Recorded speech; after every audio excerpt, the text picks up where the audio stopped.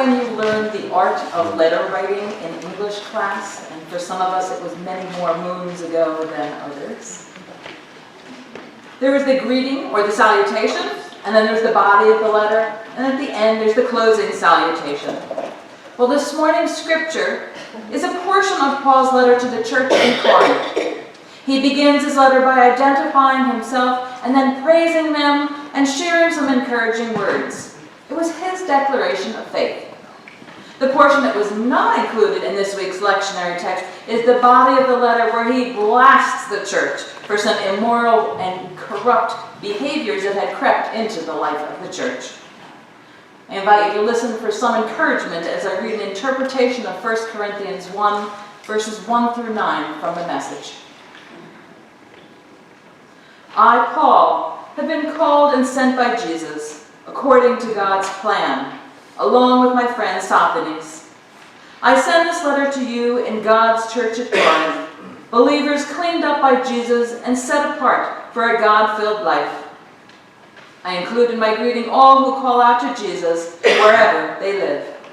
May all the gifts and benefits that come from God and Jesus be yours. Every time I think of you, and I think of you often, I thank God for your lives of free and open access to God. There's no end to what has happened in you. It's beyond speech, beyond knowledge. The evidence of Jesus has been clearly verified in your lives. Just think, you don't need a thing. You've got it all. All God's gifts are right in front of you, and God is right alongside to keep you steady and on track. God, who got you started in this spiritual adventure, shares with us the life of Jesus, and he will never give up on you. Never forget that. May the Spirit of God help us find meaning in these words. In the early decades of transatlantic travel, the town of Gander in Newfoundland, Canada, they built a spacious airport with huge runways which became a popular stop for refueling. But the jet age made those stops unnecessary for most flights, and Gander became a place planes generally passed over, except for emergency landings. September 11th, 2001 was the kind of emergency no one had ever anticipated. Gander had a lot of emergency plans, but nowhere in those plans had they planned for 38 jumbo jets and 4 military planes filled with almost 7,000 people, 9 cats, 11 dogs, and a pair of endangered apes. Immediately after the attacks, the U.S. Federal Aviation Administration made the decision to shut down its airspace, forcing over 4,000 planes to land at the nearest airport. Inbound flights from Europe were diverted to Canada, and Gander and 4 of its neighboring towns welcomed the planers into their lives, into their homes, and into their hearts. This is a parable from 9/11, from the Broadway play Come From Away, which we were grateful enough to see during the holidays. Now, there's never a bad time to tell a story about kindness to strangers, and particularly now, it feels more important. This musical was witty and wonderful and sad and encouraging. There was a very small cast of actors, and they all played multiple roles.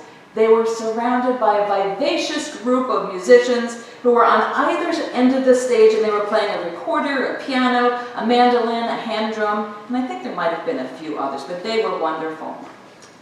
Well, for the first 24 hours, all the passengers had to stay on their plane with no explanation.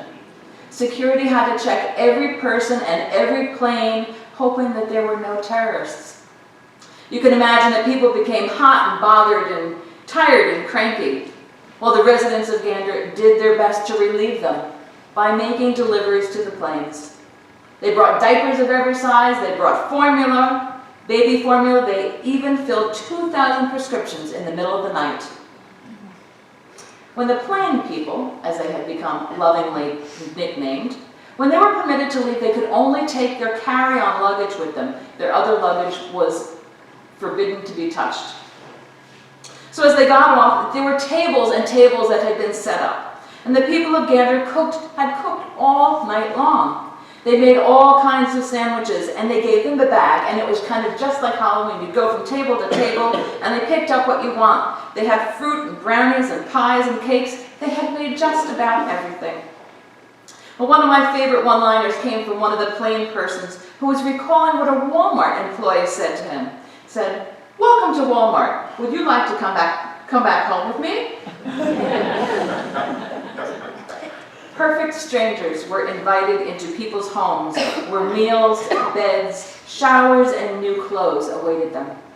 Striking school bus drivers put down their picket signs and volunteered to transport people from their planes. Schools were converted into makeshift shelters.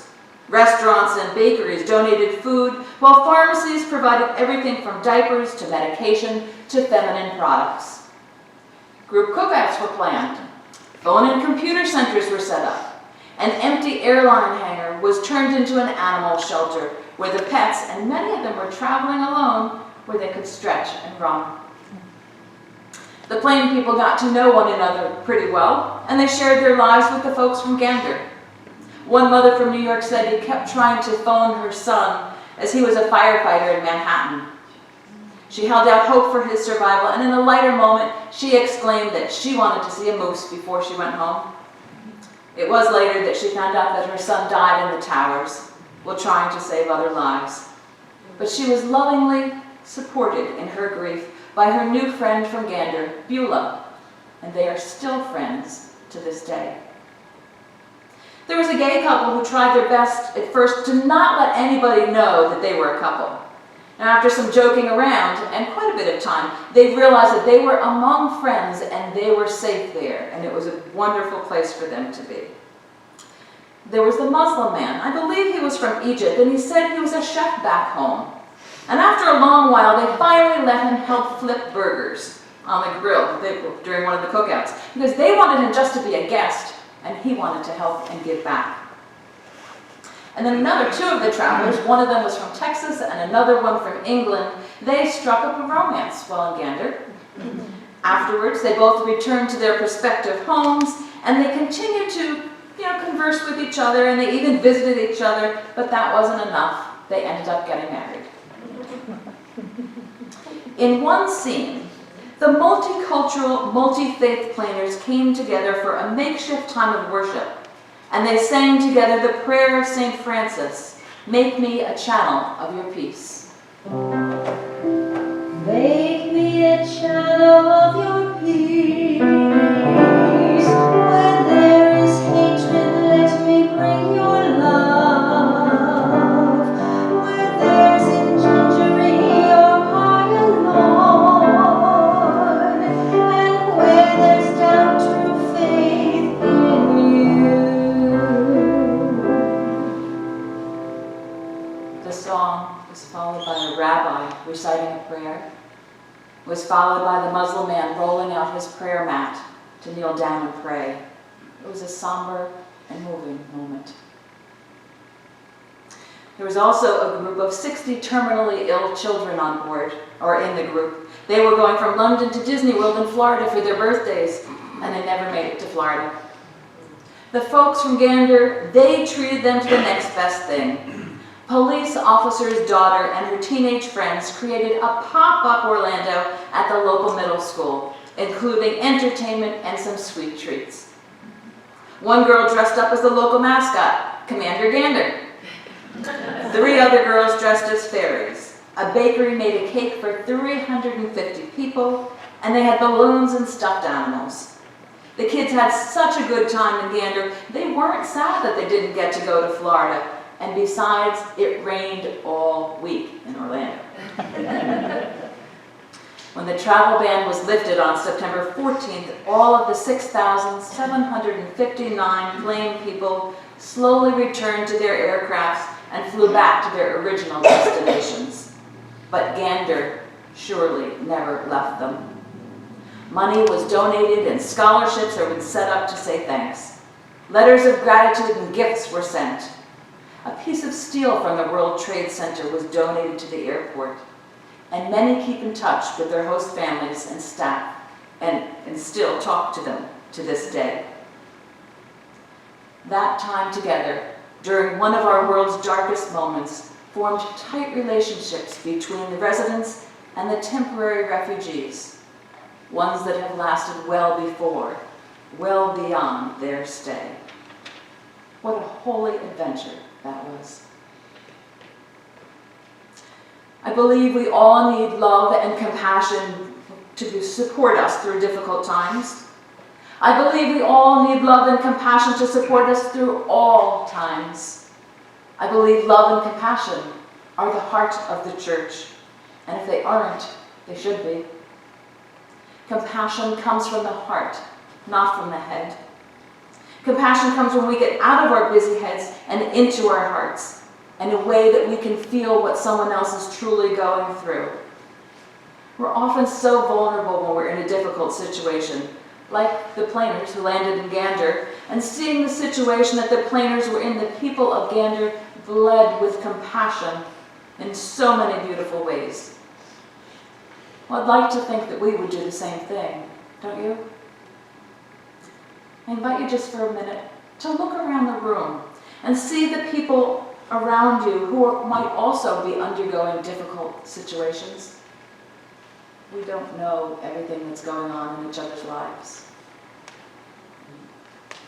Think of the folks who sometimes sit beside you and aren't there. What are they going through? Compassion is the job of all of us, not just the clergy and residents, not just the elders or the deacons, but all of us. There are opportunities in this room, there are opportunities in our community of faith. We can be citizens of love and compassion. What can you do to personally touch the life of someone else? What if United Christian became a church known as the one of love and compassion for all people? Now, I know it's important to have goals and missions and teaching opportunities, but being the church of love and compassion in the community would be awesome. Author and minister Brian McLaren stated that fervently in his book, The Great Spiritual Migration. He raised the essential question, what is the work of Jesus Christ? And his response was clear: to love God, neighbor, self, and the earth wholeheartedly. And that's his dream, that more and more of our churches would rediscover love as Christ's prime directive. Imagine what would happen if our churches became schools or studios of love, and that all who joined us became a more and more loving version of ourselves. He stated that members of churches, as members of churches, we must treat each other well. If a congregation is full of unresolved conflicts and distrust, people will smell it in the air and maybe not even return. The qualities of love, kindness, warmth, and welcome are not sufficient causes for long-term church growth, but they are necessary. If we agree that love is the point, he thinks that everything would change. Yes, we'll still have our differing opinions, but we would consider it necessary, not just to be right, but to be loving, as Christ was. All of this being said, Paul returns to the people of Corinth via a letter to share some corrections for the people of the new faith community. They needed reminders back then, just like we do now. His words are a proclamation of faith as a new way of life and an invitation to enter into the difficult but essential task of addressing the conflicts and differences that are part of being people from every age and every language and every culture. Paul reminds them and us that despite our behavior, God will be with us on this holy adventure and will never give up on us. I'd like to close with a poem which is found on Richard Brewer's site, and it was written by Mercy Amba Udioy. The poem reminds me of our circle at the end of our worship. A circle expands forever. It covers all who wish to hold hands, and its size depends on each other. It is a vision of solidarity. It turns outwards to interact with the outside and inward for self-critique. A circle expands forever It is a vision of accountability. It grows as the others move to grow. A circle must have a center, but it's a circle. One tree does not make a forest. A circle, a vision of cooperation, mutuality, and care. May it be so. Amen.